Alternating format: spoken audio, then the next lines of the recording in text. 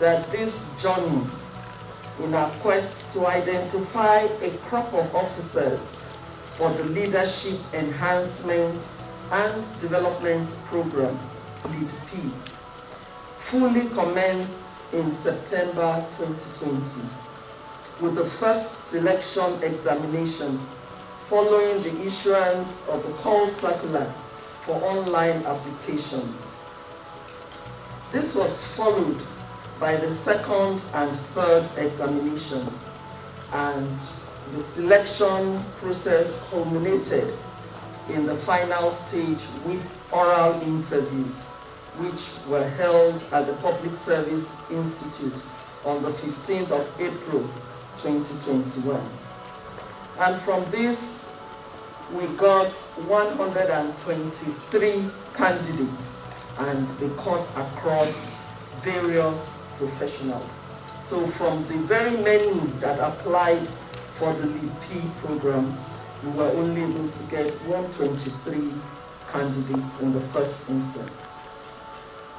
LEAD-P has the goal of cultivating 100 officers on salary grade levels 10 to 14 annually as the next generation of leaders in the Federal Civil Service.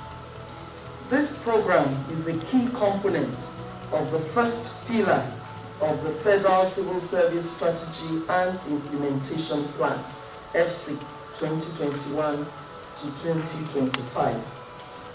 And that first pillar is capacity building and talent management.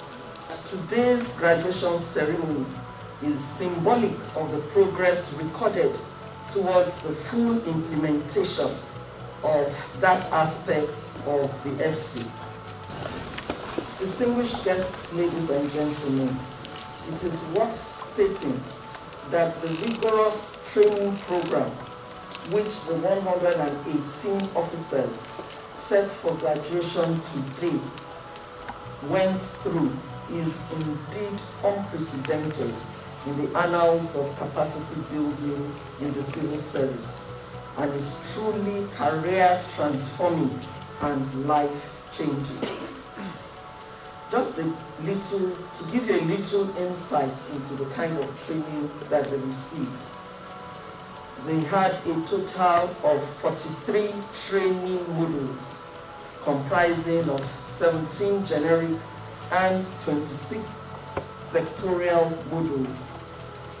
These were developed and taught to the participants. These modules cut across basic training needs of civil servants and also knowledge of other sectors, even outside of the public service. Another crucial element of the program, which was recently concluded, is the rotational postings of the LEAD-P participants, which were structured to enable the trainees have practical work and learn experience of the various sectors that were taught in class.